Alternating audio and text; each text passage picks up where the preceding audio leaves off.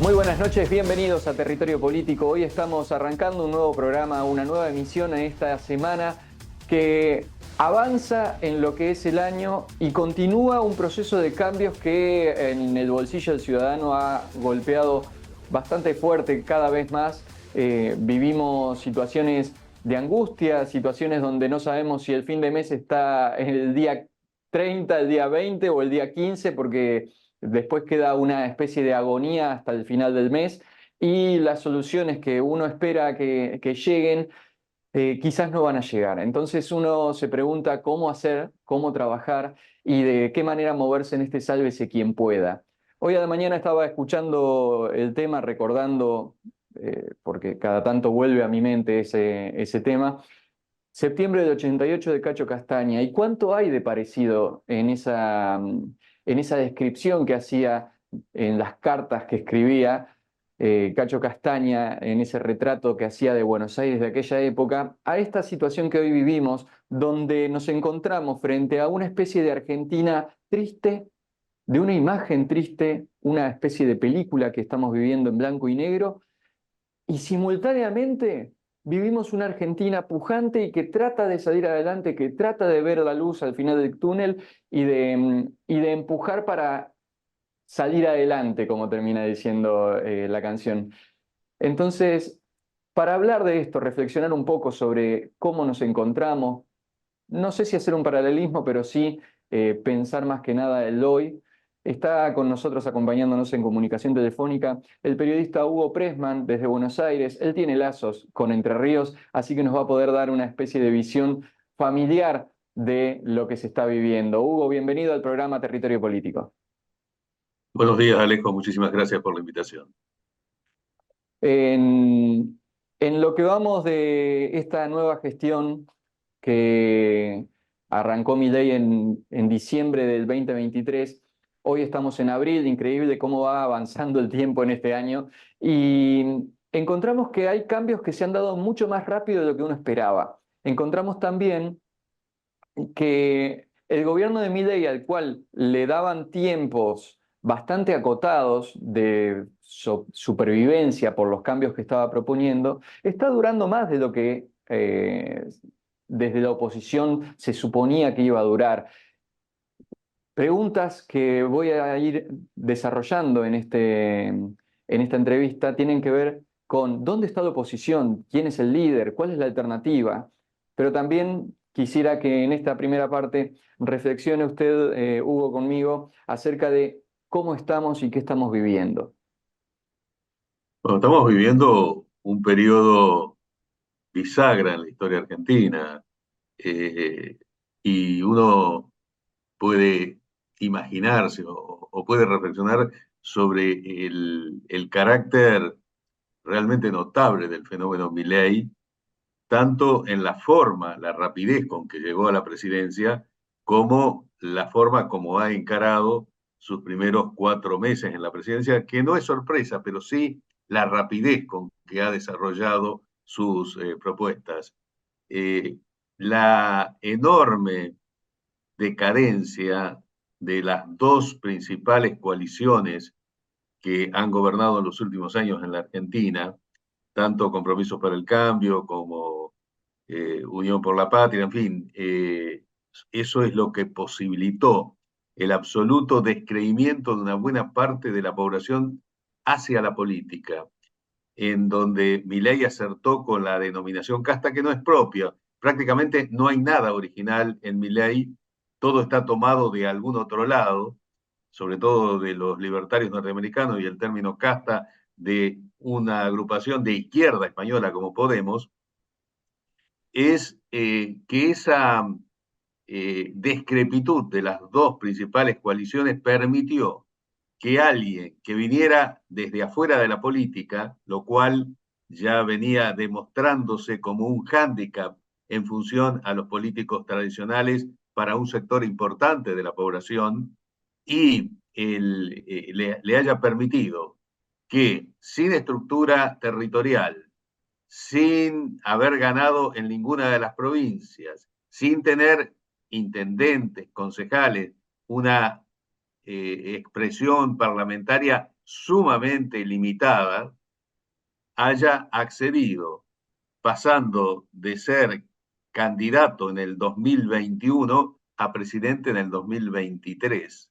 Este es un fenómeno que no se había dado o se ha dado en pocos lugares del mundo. Ahora, ¿cómo habrá sido el descreimiento en un sector muy importante de la población y cierta crítica que posiblemente no se haya podido visualizar con precisión con relación a lo que había pasado, tanto con el macrismo como con el gobierno de Alberto Fernández, Cristina Fernández, que le propusieron, le propuso efectivamente un ajuste fenomenal del cual se capta Milei.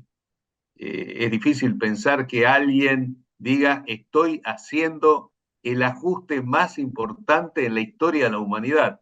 Yo ayer decía en la radio, imagínese un médico cirujano que dijera eh, todos los pacientes que he operado se han muerto y me jacto como cirujano de haber conseguido semejante éxito. O un ingeniero que dijera todos mis puentes se han derrumbado, todas mis construcciones, y sin embargo, eh, tanto los pacientes del cirujano como los clientes del ingeniero siguen apostando tanto a ese cirujano como a ese ingeniero.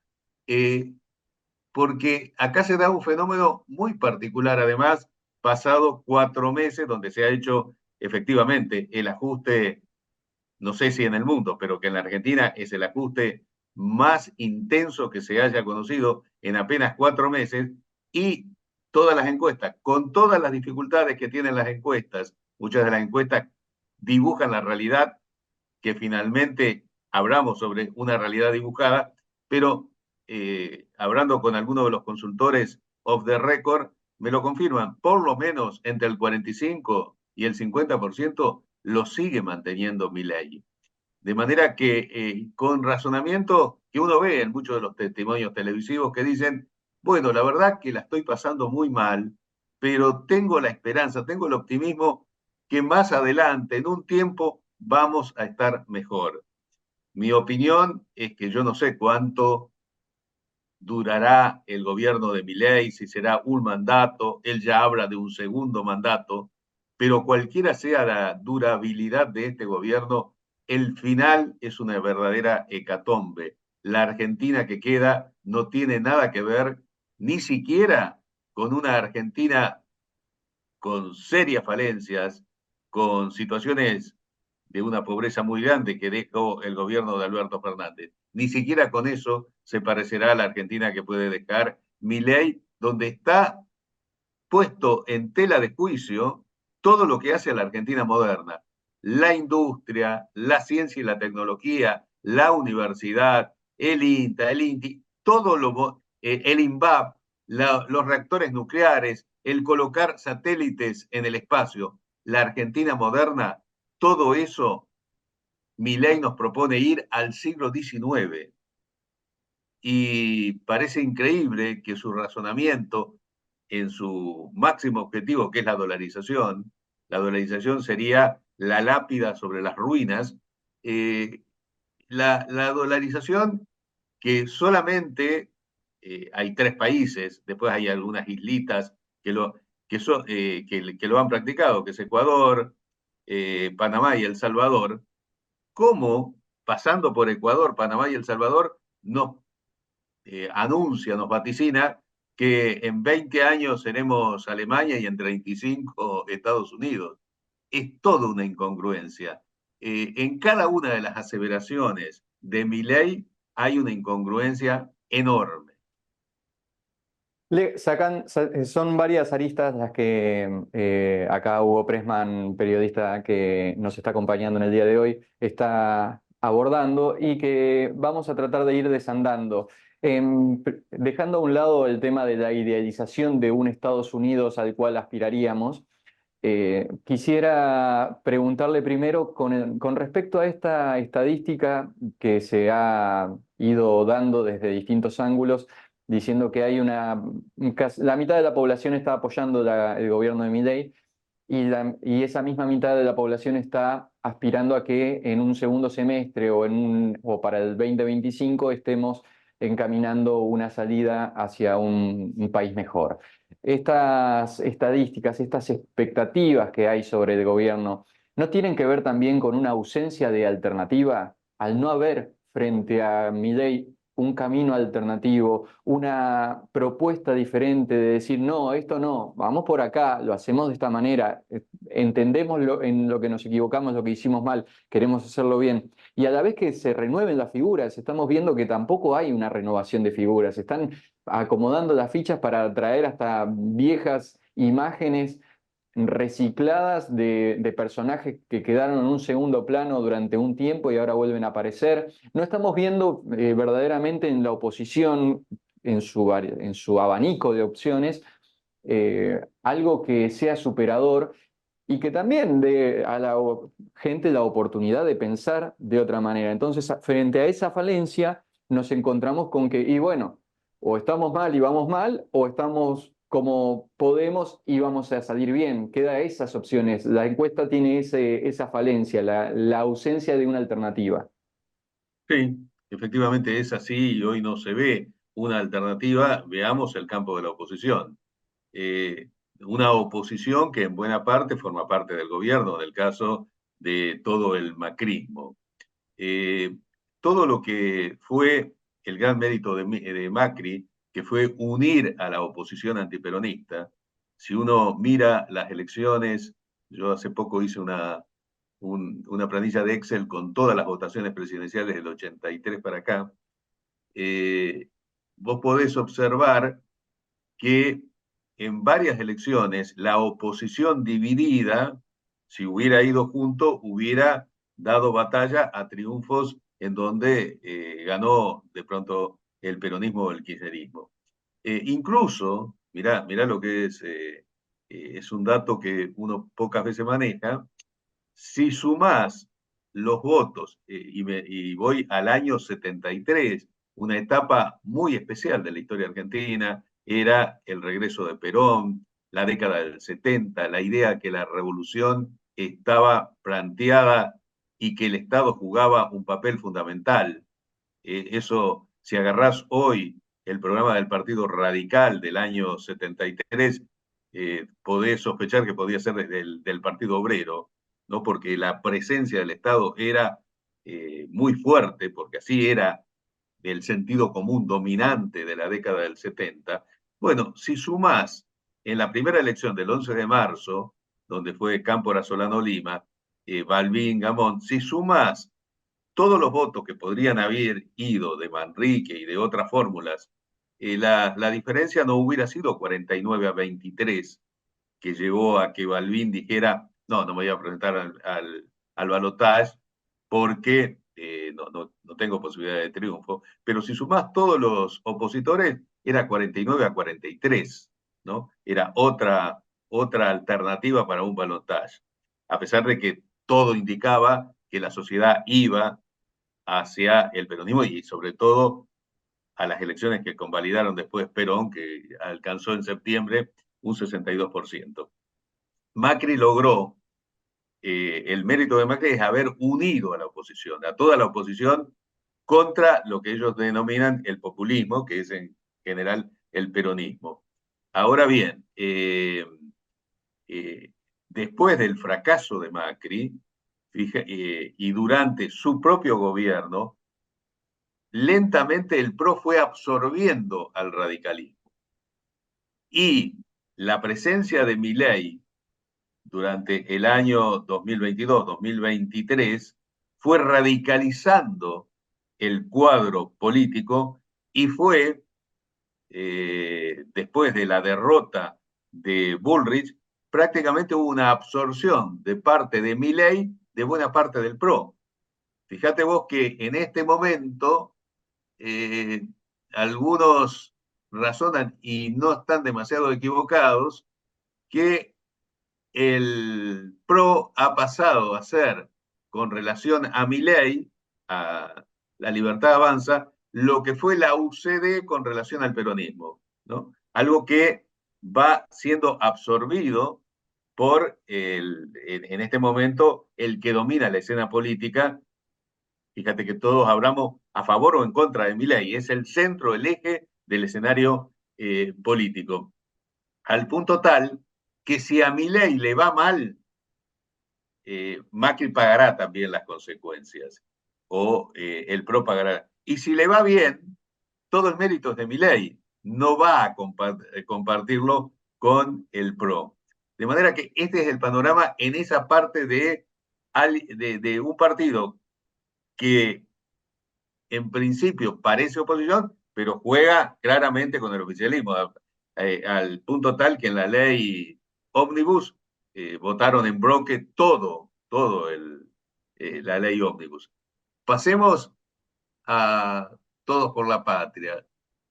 Eh, Ahí las derrotas en el peronismo se pagan muy caro y tardan mucho tiempo en recomponerse, así es históricamente.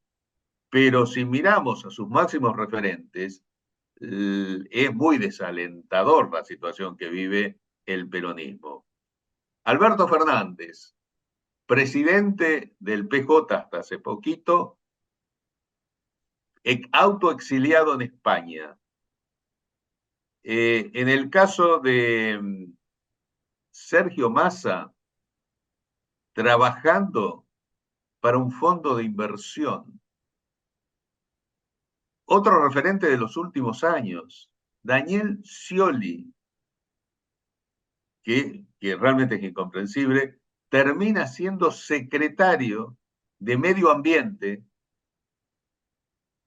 Milei no tiene nada que ver con el medio ambiente, no cree en el calentamiento global, en el cambio climático, turismo y deportes, todo situaciones que en el clima de no hay plata es prácticamente es una especie de ministerio honorífico o menos que honorífico o de adorno prácticamente. Ahí fue a parar Scioli. Si agarrás otras figuras como aquel que en su momento fue ministro de Obras Públicas de Cristina Fernández y que fue candidato o intentó ser candidato a gobernador, incluso candidato a presidente, termina también con Milei.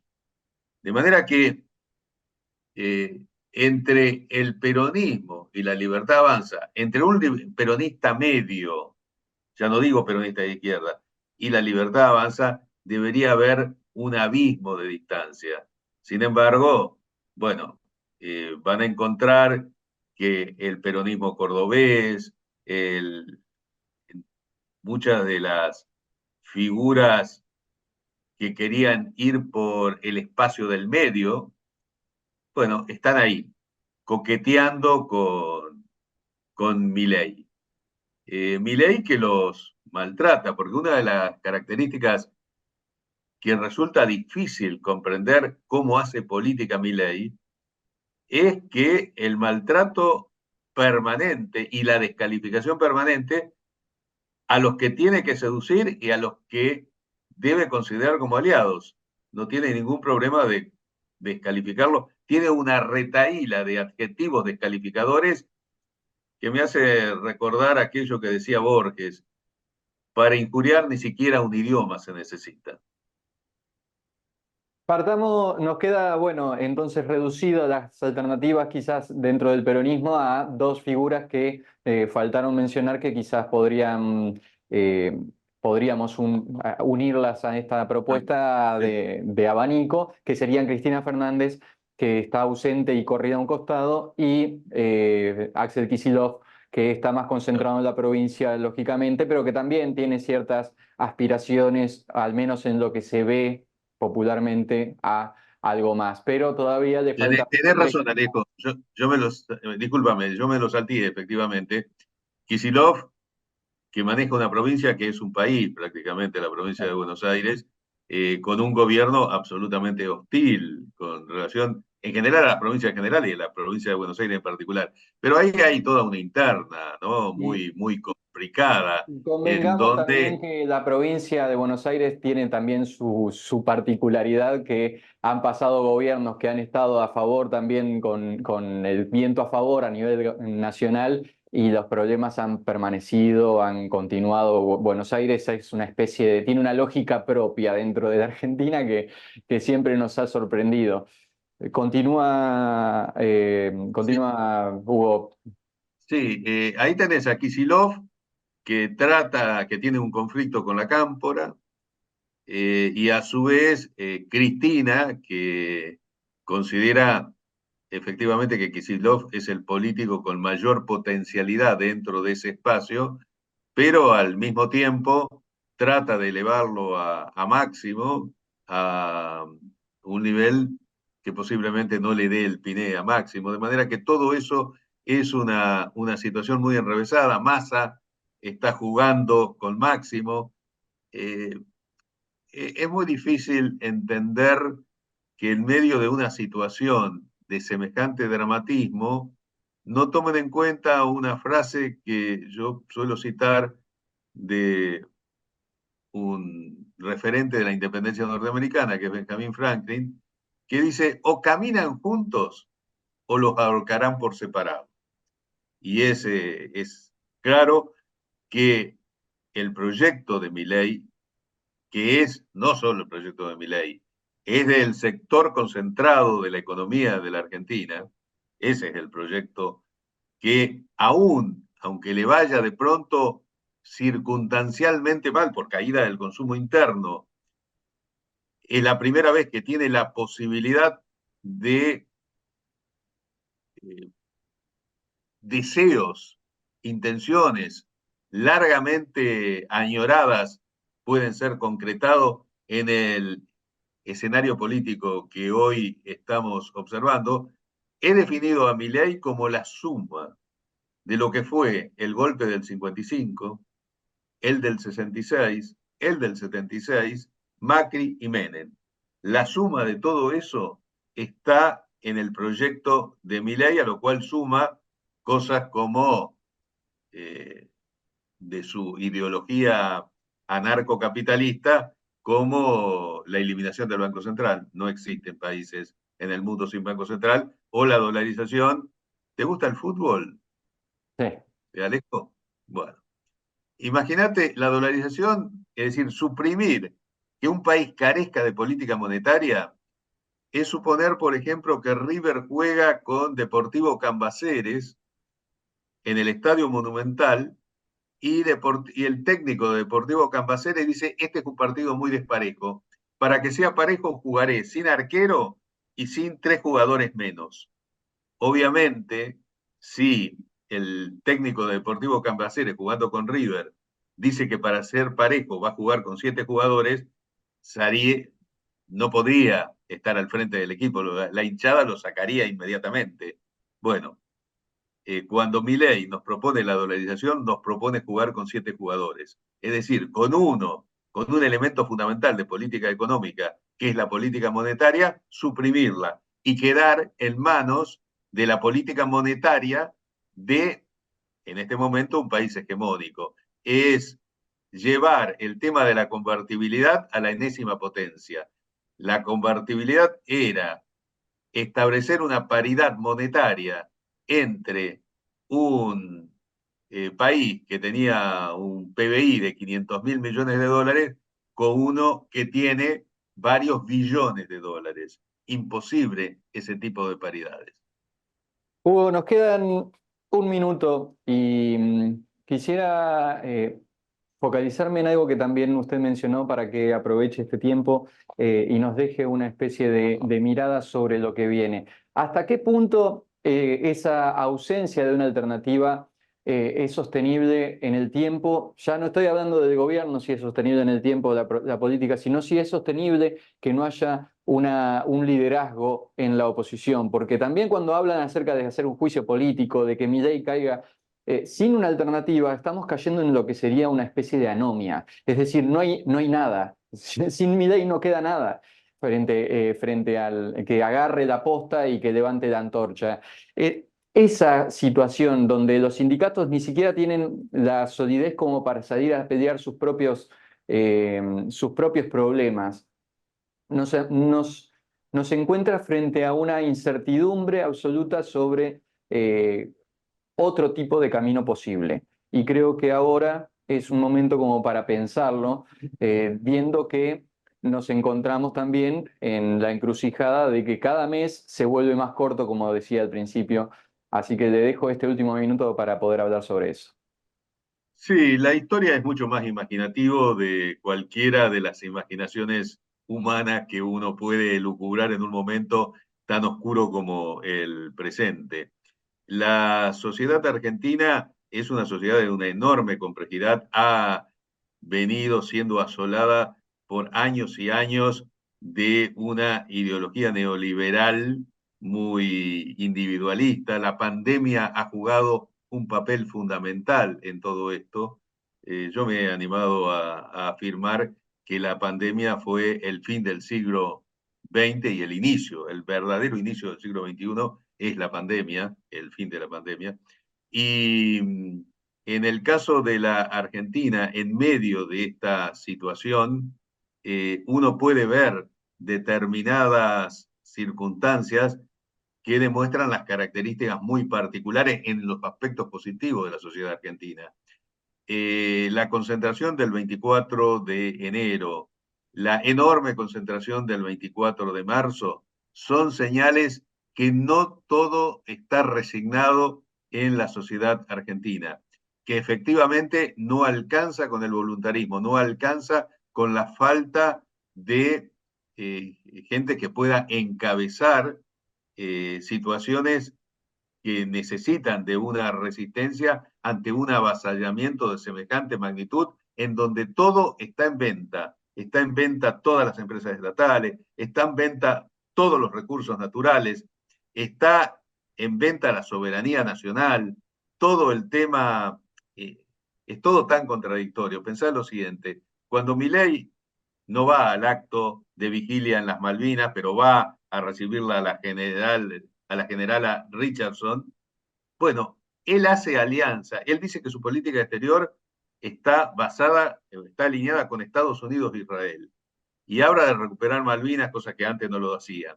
Bueno, Estados Unidos e Israel son los dos países que no reconocen los derechos argentinos sobre Malvinas.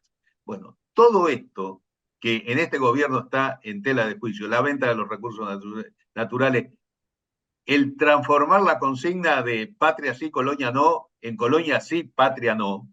Bueno, todo eso que está seguramente en la historia que tiene el pueblo argentino del 17 de octubre, del Cordobazo, del 20 y 21 de diciembre, en algún momento la historia encontrará quién la representa.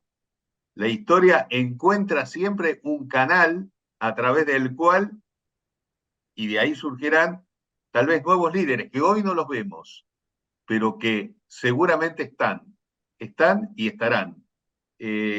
Yo trato, en medio de un contexto que es abrumador, porque todos los días te levantás y hay una noticia o dos o tres que son patadas en el hígado, seguramente espero, confío y tengo la memoria de que hay enormes reservorios de una historia que es nuestra historia, que tiene aspectos luminosos y también maravillosos.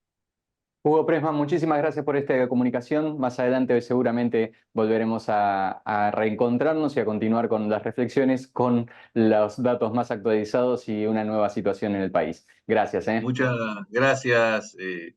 Me alegra mucho poder comunicarme con la provincia en la que he nacido, y mis abuelos fueron eh, de los gauchos judíos, de las colonias judías ahí de la zona de Clara, de Villaguay, de Jubileo, de San Salvador. Así que hice el secundario en Concordia, estoy relacionado con la provincia de Entre Ríos. Muchísimas gracias. Seguimos en territorio político, vamos a una pausa, ya volvemos.